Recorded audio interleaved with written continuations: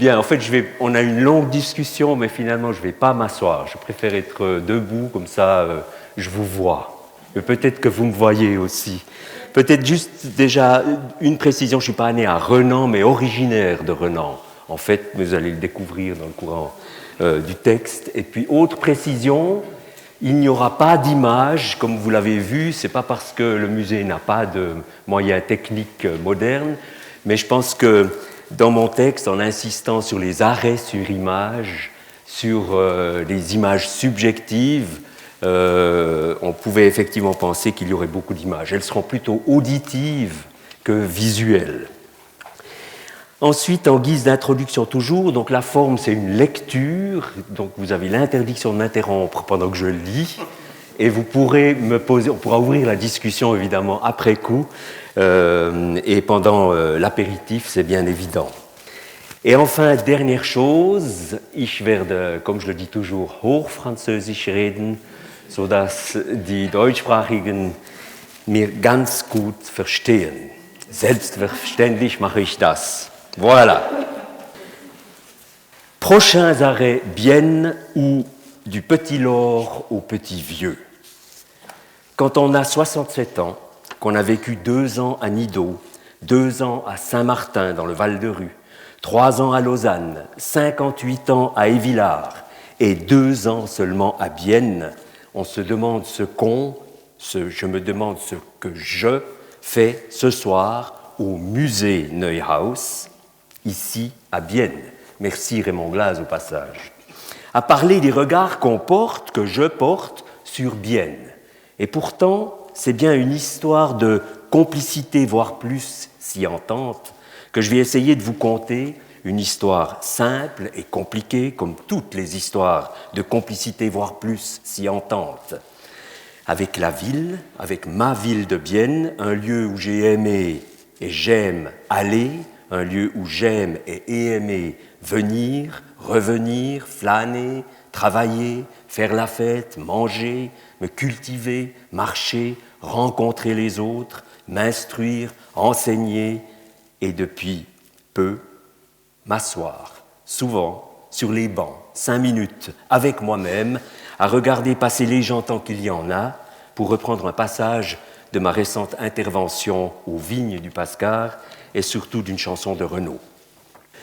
Une histoire en pleine subjectivité, donc probablement tout aussi vraie que fausse, on va dire une histoire vraisemblable, truffée d'approximations, d'oublis, de raccourcis, de partis pris, mais aussi pleine de tendresse, je crois.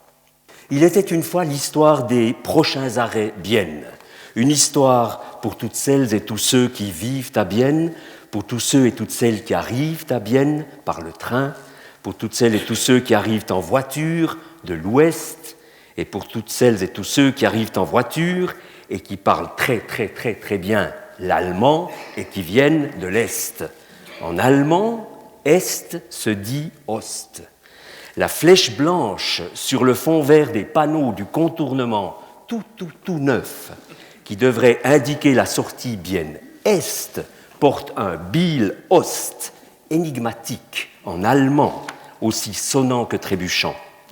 Il semblerait que ce ne soit pas anodin, de loin pas, ni de près d'ailleurs, parce qu'on pourrait être à l'aube d'une possible partition de Bienne en 2 zones, les francophones se concentrant dans l'ouest de la ville, les alémaniques dans l'Ost der Stadt, les citoyens et citoyennes maîtrisant l'une des langues parlées par les 150 nationalités de la ville iront où bon leur semble. À Bienne East, par exemple, pour les anglophones, ou Bienne Dong pour les Chinois, ou Bienne Boktok pour les Russes, ou Bienne Üst pour celles et ceux qui parlent le dialecte tessinois du haut Moyen-Âge, et j'en passe. C'était le premier arrêt des prochains arrêts Bienne.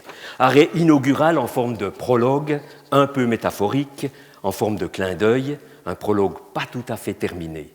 Il nous reste effectivement 15 à 20 ans pour résoudre le problème qui se posera forcément avec le contournement ouest, aujourd'hui heureusement contesté et probablement prochainement heureusement rediscuté. On a le temps à Bienne. surtout en ce qui me concerne, moi qui ai appris à aimer même les bouchons de la ville de Bienne. Ces bouchons qui ont fait de moi un spécialiste des façades qui bordent le Pascar, de celles qui bordent le pont du Moulin, des maisons qui bordent la route de Ruchnett. À Genève, on parle, non sans une certaine fierté identitaire, des Genfereien, genre traversée de la rade, pour qualifier les dossiers qui sont discutés pendant des décennies et qui reculent au fur et à mesure qu'ils devraient avancer, comme dans les tragédies grecques. Bienne a ces biennoiseries qui pourraient bientôt donner leur nom à de nouvelles pâtisseries, de chez Progin par exemple, puisque Perret, Stücker, M. Stücker jouait au curling, et Conselmann ont disparu. Ces biennoiseries qui donnent à Bienne un de ces charmes dont on est probablement fier aussi, celui d'être une ville inachevée, qui nécessiterait encore des travaux de finissage, un bon polissage, un bon nettoyage pour être correcte et conforme, prévisible, confortablement fréquentable.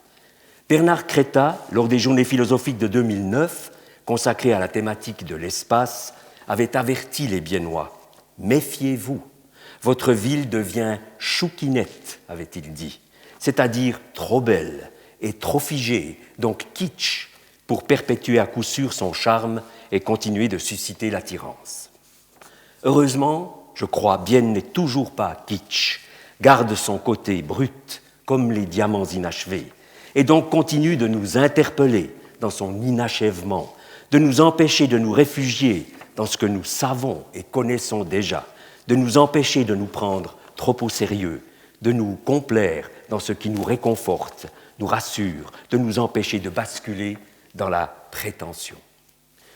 Pour revenir au contournement, il y a pas mal de temps déjà, je m'étais dit que Bienne allait échapper au contournement parce qu'il verrait le jour après la disparition des voitures comme moyen de transport. Ce secret espoir reste possible pour les contournements des contournements est et ouest et nord et sud, selon la loi des contournements qui veut qu'un contournement engendre forcément un contournement un peu plus contournant, et ce jusqu'à ce que la Suisse ne soit plus qu'un immense contournement qui permettrait d'être continuellement en transit et jamais chez soi, et nous éviterait de nous arrêter pour rien où que ce soit. Il y aura alors un prodigieux travail de mémoire à réaliser concernant les détails des façades des maisons qui autrefois avaient la chance de voir passer les voitures et les camions. Prochain arrêt, le deuxième, celui du petit Laure, de l'enfance merveilleuse et insouciante, d'un enfant privilégié, moi, fils d'industriel, né à Bienne, à la clinique Zéland, comme cela se faisait à l'époque, dans un bâtiment qui avait l'allure de beaucoup de lieux, mais pas tellement de celui d'une clinique. Un enfant privilégié, donc, et qui plus est, fils unique, vivant de 1950 à 1952 à la Dr. Schneiderstraße 24 à Nidau, avec comme autre locataire, je l'ai appris il y a peu, la famille Müller-Papeterie, dont Françoise, qui ne savait pas encore qu'elle deviendrait conseillère municipale, une famille Müller-Papeterie qu'on appelait ainsi pour ne pas la confondre avec les autres magasins Müller de Bienne, qui en fait n'existaient pas à ma connaissance, pas vraiment.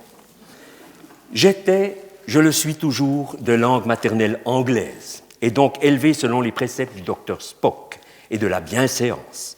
Mes parents s'étaient connus à Londres, avant et pendant le Blitz, avant que mon père ne soit mobilisé en 1942, comme tous les autres Suisses de l'étranger. Une mère qui travaillait au Foreign Office, dans le renseignement, qui savait beaucoup de choses, voire trop de choses, notamment à propos de la liste noire des entreprises suisses qui ont commercé avec l'Allemagne nazie. Ni le rapport Bonjour, ni surtout le rapport Bergier n'étaient d'actualité. Ils ne le sont d'ailleurs presque plus aujourd'hui. Une mère qui avait fait de mon père un espion courrier diplomatique après qu'il ait été firewatcher au garde-feu sur les toits de Londres. Une vie intense qu'ils m'ont dit. Je les ai crus, où l'on n'était pas sûr de se retrouver le lendemain d'un bombardement, mais où on dansait beaucoup, le Charleston, le Foxtrot et le Slow, jusque tard dans la nuit. Une vie suffisamment intense pour que ma mère rejoignent la Suisse en février 1945 sur le pont d'un camion, une londonienne qui traversa la France pour venir éventuellement épouser un Biennois, mon père, à la surprise générale, à la surprise de mon père en particulier. Finalement, une très bonne idée pour moi.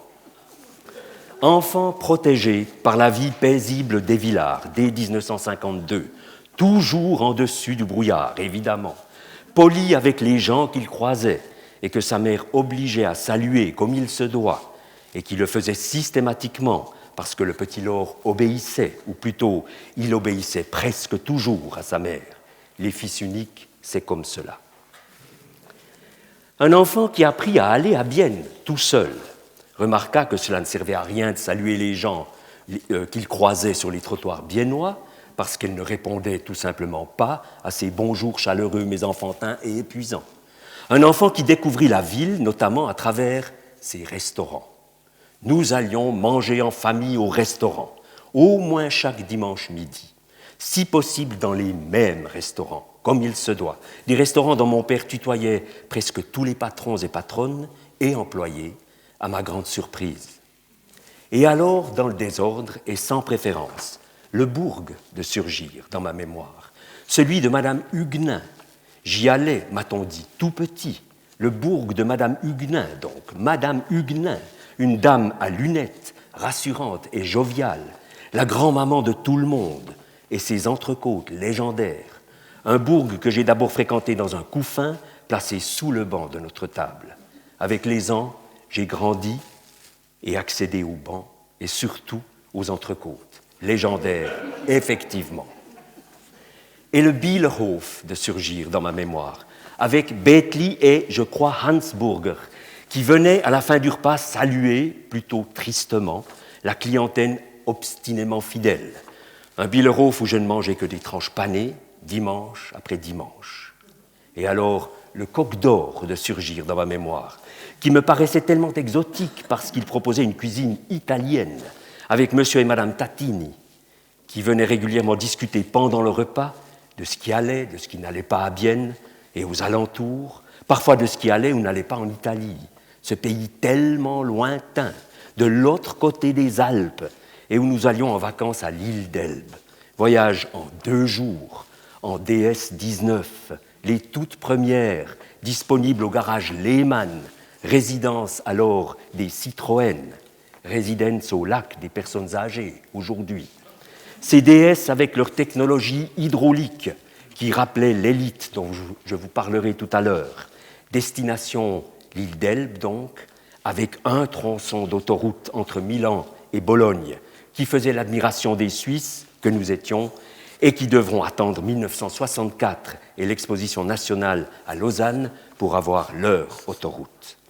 Nous allions à l'île d'Elbe dans la deuxième moitié des années 50, après avoir été dans la première moitié des années 50 dans le midi de la France, à Cavalère, à La Napoule, à Cannes, au bord de la mer. Voyage en 2 jours aussi sur la Nationale 7, en Citroën 15, l'attraction, dont ma mère ne parvenait pratiquement pas à tourner le volant, la direction assistée n'étant même pas optionnelle parce qu'elle n'existait tout simplement pas. National 7 où on saluait à coups de klaxon et à coups de drapeau les compatriotes qui avaient aussi eu le courage et l'argent de partir à l'aventure de la France encore d'après-guerre.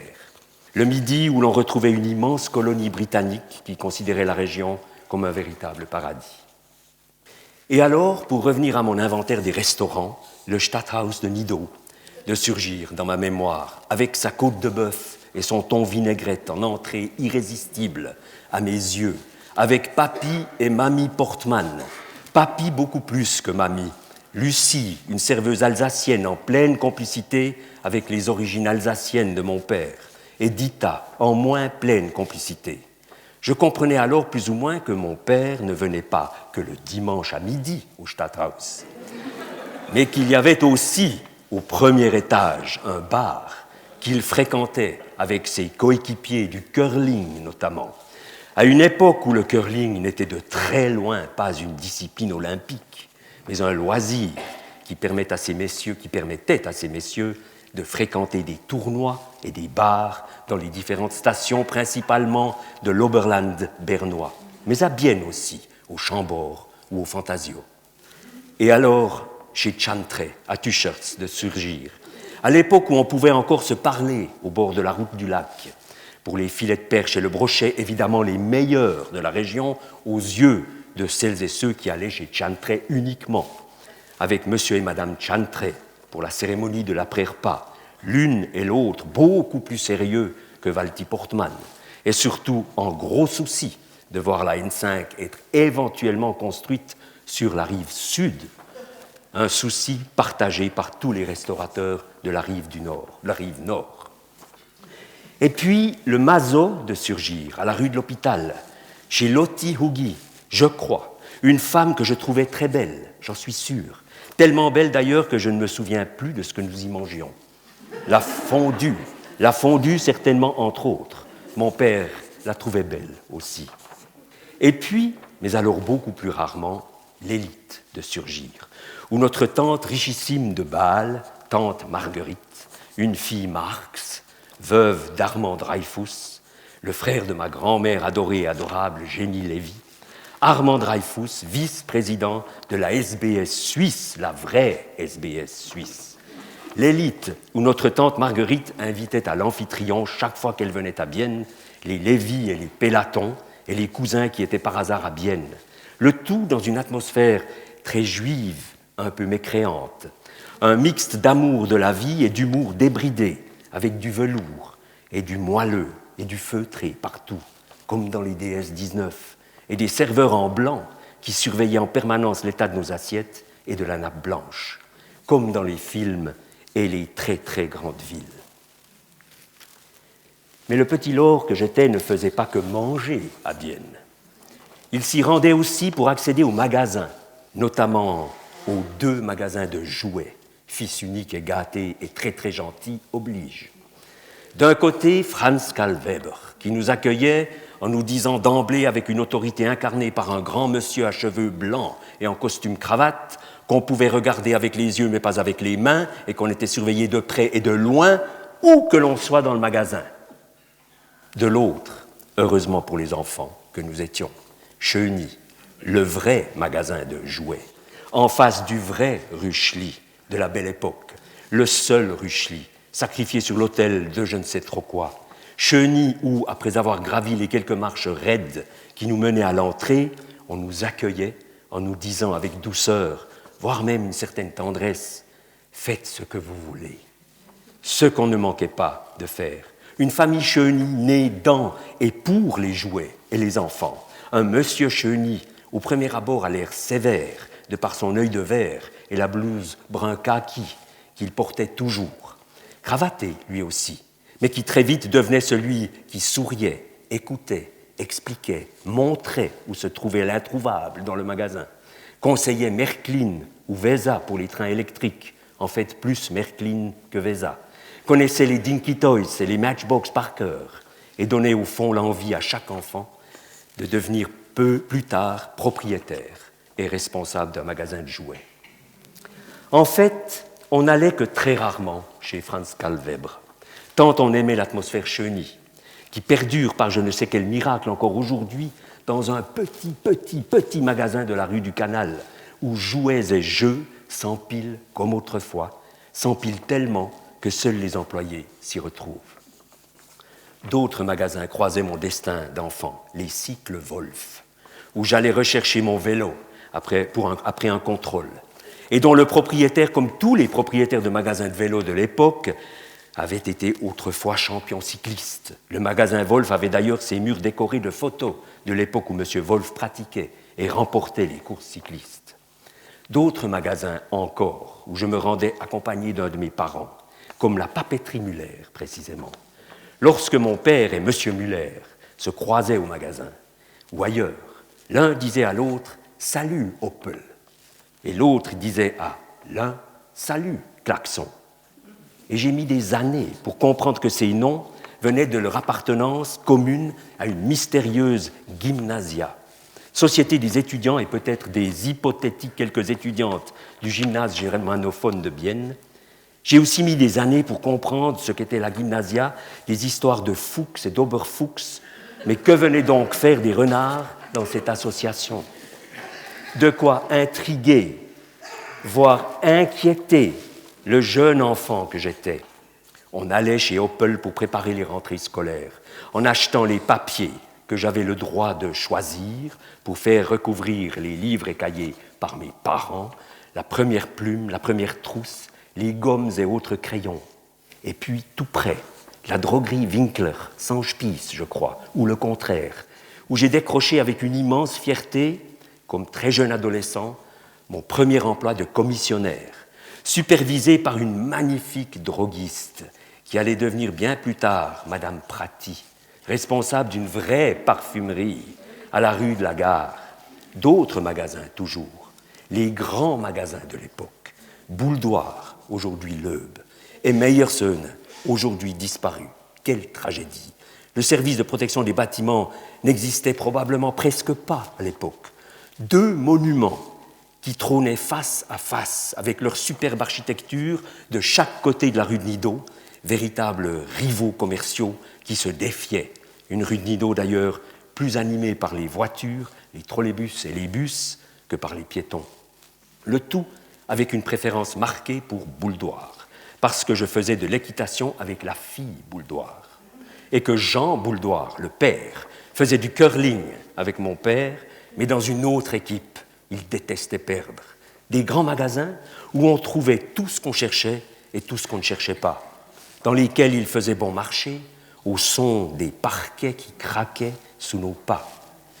Schmitt Chaussures, où on pouvait voir son pied en squelette dans une boîte à lumière verte à 3 entrées, l'une pour moi, l'autre pour ma mère, la troisième pour la vendeuse, une boîte magique et radioactive, bien sûr, inoffensive, n'est-ce pas, pour s'assurer que le soulier épousait vraiment mon pied, ou simplement pour m'amuser à vérifier le nombre d'os métatarsiens de mes doigts de pied pendant que ma mère payait à la caisse dans le fracas de la caisse enregistreuse brune et énorme, remplie de touches qui faisaient rêver le jeune observateur que j'étais.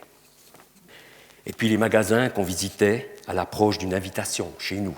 Seiler pour le saumon fumé et les filets de saule, Auri pour les fromages, Ovald pour le veau, Martalre pour le bœuf, Staudenmann pour les autres viandes, ou l'inverse, Meyer rue de la Gare pour la tresse, Meyer rue Sessler pour le pain noir, ou le contraire, Schneider pour les chocolats, l'entreprise Walker pour le vin, à Nidau la distillerie Widmer et Jeur aux kirches légendaires.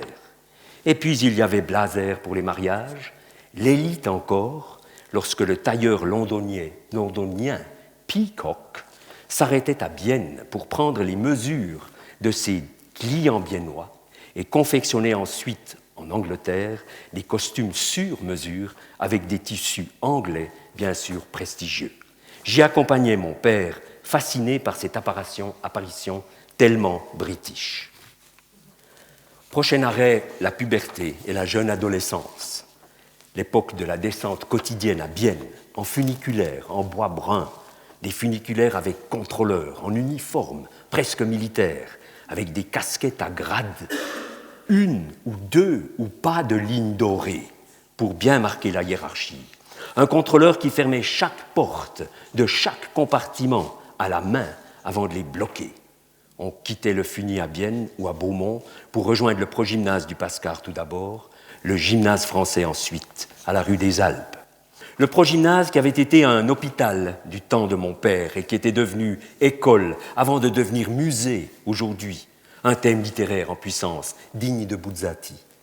Des salles de classe au Pascar dont les parquets craquaient, autant que chez Bouldoir et Meyerson, surtout lorsque Raoul Kolr, alors directeur et maître de mathématiques, entrait en classe avec comme seul matériel le livre de mathématiques. Bréard, tout nouveau et destiné aux classes pilotes des mathématiques, qu'on appelait désormais modernes, où tout commençait par la théorie des ensembles et continuait avec des vecteurs et autres concepts que mon père ne maîtrisait plus, cessant du coup d'être mon mentor en mathématiques.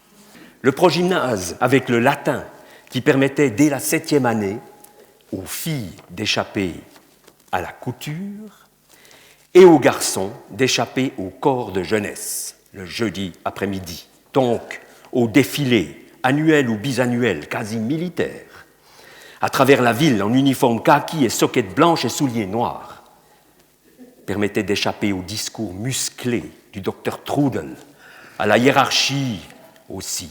On appartenait à une section qui appartenait à une division, un progymnase aussi, avec le grec ancien ensuite, dès la 8e, un choix vivement souhaité par mon grand-père d'Angleterre, lui-même helléniste et brillant étudiant à Cambridge, dans la volée de John Maynard Keynes, l'économiste théoricien des accords de Bretton Woods, un grand-père, un grand-grand-père grand, James Peter Forsyth, un représentant du clan écossais des Forsyth.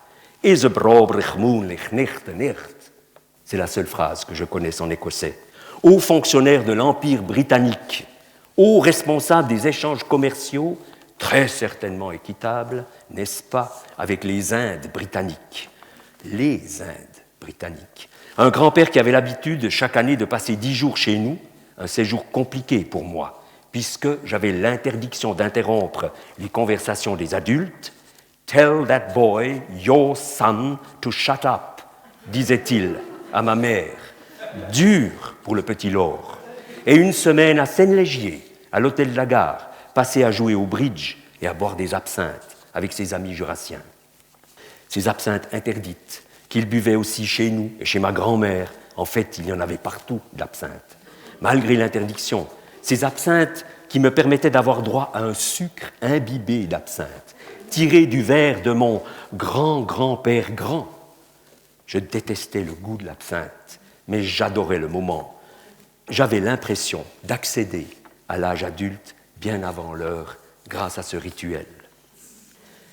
Au temps du progymnase, toujours, les premiers pots, avant l'âge légal, au Mirador, au pont du Moulin, quelle audace!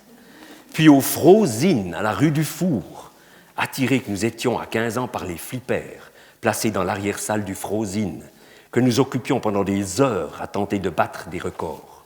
Pour le Corail, à côté de la clinique du Zéland, il fallait attendre un peu pour oser y entrer. Et les premiers moments cinéma, avec tout petit le Fip-Fop Club, à l'Apollo, salle dans sa version inversée, avec parquet craquant encore, et chaises en bois plus que grinçantes au menu, le Fip-Fop Club, financé par les chocolats Nestlé, Peter, Caillé-Colère, et le visionnement de films muets, principalement Laurel et Hardy, Charlot, Buster Keaton. Les premiers moments cinéma avec, un peu plus tard, le cinéaque, avant qu'il ne bifurque dans la pornographie, et devienne ensuite un salon de coiffure où on visionnait 1 heure d'images faites de nouvelles, de dessins animés et de reportages, et surtout, on bénéficiait de l'avantage de pouvoir rester plusieurs heures à voir le même programme et les mêmes images en boucle, Fip-Fop et cinéaque, lieux importants et prisés à l'époque où la télévision n'était de loin pas présente dans tous les foyers, en tout cas pas chez nous. Et à cause de l'absence de télévision aussi, les premiers films que j'appellerais clandestins, je baisse un peu le ton de ma voix, parce qu'il fallait tricher sur son âge. Par exemple, pour pouvoir contempler avant 14 ans l'extraordinaire Ben-Hur et sa course de chars mythique et son combat naval tout aussi mythique, il fallait tricher en passant la caisse sur la pointe des pieds pour avoir 14 ans, 2 ans trop tôt. Et ce, 6 fois pratiquement d'affilée, tant le film était fascinant. Le même scénario volé pour découvrir une incroyable histoire d'amour, une passion en noir et blanc, contée sur le rythme envoûtant du sirtaki, une scène tout aussi mythique que la course du char de Ben-Hur, des chars de Ben-Hur, et qui faisait accéder au désir presque adulte, un désir enrobé d'une complexité que la puberté ignore, un scénario sur la pointe de la pointe des pieds, qui, ouvrant à l'interdit, augmentait ainsi la transgression et du coup faisait adhérer encore plus au sirtaki et au désir et au film, Zorba le Grec. Les mêmes pointes de pied, toujours, pour accéder avant l'heure au docteur Zhivago et surtout à la merveilleuse Julie Christie, évidemment la plus belle femme du monde, qui incarnait Lara et peuplait mes rêves les plus fous. Et alors le prochain arrêt, capital, presque un terminus, l'abandon du Petit Lord, presque, avant la montée au gymnase, vers l'âge adulte, ou presque, plutôt presque d'ailleurs, dans ce bâtiment jaune qui domine la ville comme l'université de Berne ou de Zurich domine leurs villes respectives. L'impression du juste et du bien, mais aussi un moment de folie, de découverte du monde, de découverte de l'autre, de la tendresse, de l'amour, de l'appartenance à un groupe classe, des bons et des mauvais professeurs, des ouvertures sur le monde, sur autrui, la découverte de la culture, la vraie, Camus, Sartre, Malraux, Pascal, Voltaire, Baudelaire, Frisch, Dürrenmatt en littérature, Kant, Hegel, l'existentialisme, qui lui nous séduisait totalement, et heureusement, et l'essentialisme, qui lui nous énervait les nerfs, en philosophie, la génétique en biologie, l'histoire de l'art en dessin, le tout accompagné par la saison de la Guilde du film, prélude aux fêtes des fins de semaine, et les spectacles français au Capitole, qui amenaient un peu de Paris à Bienne, place debout pour les étudiants et étudiantes émerveillés que nous étions, et l'amitié entre camarades, d'une classe en quête de vérité et de bonheur, avec, entre autres, Jean-Michel Doliveau, fidèle à tous les engagements et à ses amitiés, le regretté Paul Gerber, l'infatigable éveilleur baroque de conscience que les Biennois ont rencontré enchaînés ou pas dans les rues et sur la scène, en train de dénoncer les aliénations et les oppressions, Roland Junot, professeur de philosophie, auteur d'un ouvrage intitulé « Citoyenneté et réconciliation au Rwanda », Olivier Steiner, présent ce soir, humaniste, convaincu, juriste, musicien et incontournable biennois. L'amitié d'abord, l'amour ensuite, avec Mireille Stéli, présente aussi ce soir. On disait la fille Stéli à Tramelan, incroyable gymnasienne, venue s'asseoir à côté de moi pour toujours de toujours, lors du redoublement de mon précédent voisin. L'humour, la joie de vivre, l'Odéon, le bourg. Dans sa nouvelle formule, Madame Huguenin n'était plus qu'un lointain souvenir, mais j'étais fier d'y retourner. Le Saint-Gervais, les fêtes du samedi soir et de la semaine, des débuts de nuit, quelque part, à la rue Karl Neuhaus, des rentrées au petit matin, dans mon paisible village, dans la Maurice 850 de ma mère, la Mini, comme on l'appelait, dont je coupais le moteur 200 mètres avant la maison. Il n'y avait toujours pas de direction assistée et on pouvait donc couper le moteur pour qu'on ne m'entende pas rentrer.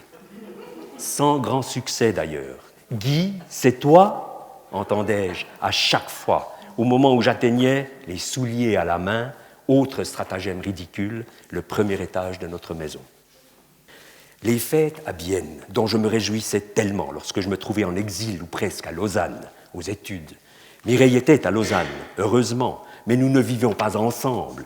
Les régies vaudoises affichaient une mentalité rigoriste dont seuls les Vaudois sont capables et qui tranchait avec l'ouverture morale biennoise.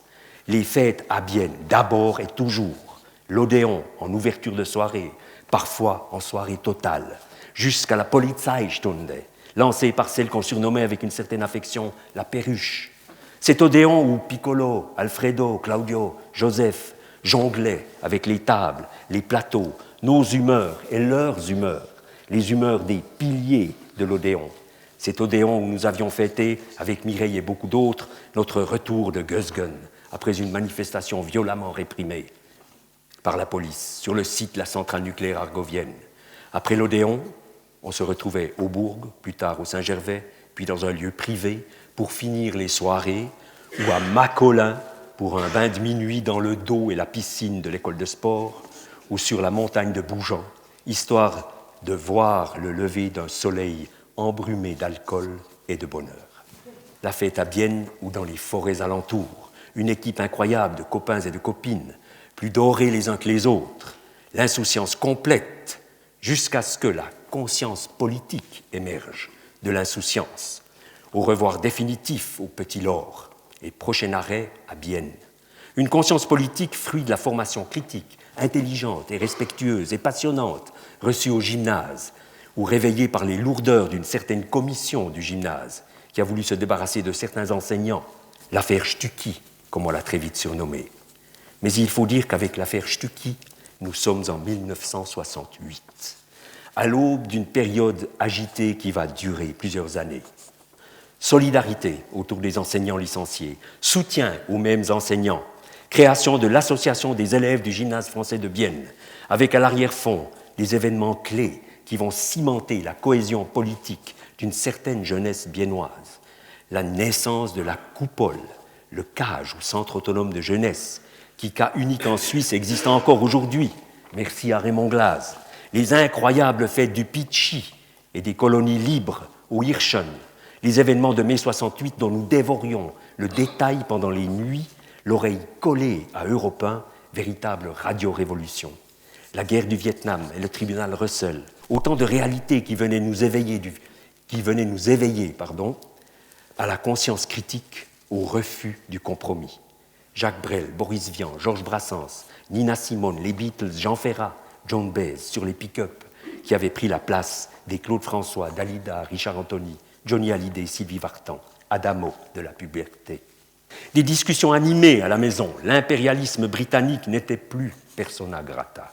La reine d'Angleterre, pour qui nous nous étions levés en famille lors de nos séjours en Angleterre avant les séances de cinéma, pour écouter dans un nuage de fumée le God Save the Queen, l'impérialisme britannique n'était plus d'actualité.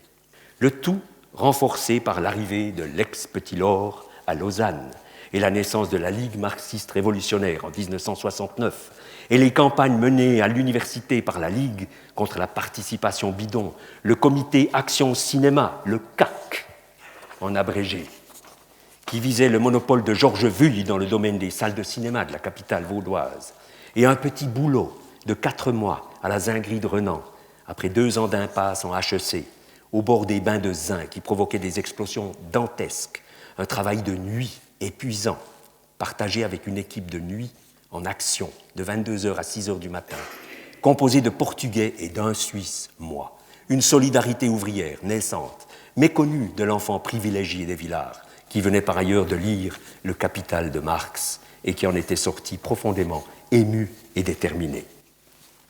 Et puis la découverte du rôle de la CIA dans le renversement d'Allende au Chili en 1973, la grève de Burger-Jacobi en 1974, avec des hésitations dans la famille, dans la mesure où Trudy Burger, autrefois fille de la chemiserie Amrain à la rue Sessler, était la meilleure amie d'enfance de mon père et de mes tantes, qui habitaient en face dans la même rue Sessler. La fermeture de la General Motors en 1975, plus tard celle de la Bulova, la rencontre avec cet improbable vendeur de Pfister Meubles au détour d'une armoire, cinéaste immigré, qui n'a cessé de rappeler l'existence et de prendre la défense de ceux qui incarnaient avec dignité l'indigne statut des travailleurs saisonniers, Alvaro Bizzarri, de Pistoia et de Bienne, à tel point que l'enfant privilégié, le petit Laure presque oublié, côtoie le Parti socialiste roman dans un premier temps, dès 1974, rencontre de nouveaux amis, dont Antoine Petermann, Marcel Hérard, Momo, Pierre Auguy, Catherine et Sylviane Soulauf, Raymond et Marlise Glass-Merazzi, Roland Villard et tant d'autres. Un PSR qu'il quittera pour rejoindre la section biennoise de la Ligue marxiste révolutionnaire en 1978, après de longues discussions de fond avec les camarades socialistes, la plupart resteront fidèles militants du PSR. Parallèlement à des études de philosophie et de français à l'université de Neuchâtel et après mon mariage, l'époque d'un militantisme effréné commence. Travail à la LMR, tract presque quotidien. La révolution, c'était pour le lendemain, matin au mieux, après-midi au pire.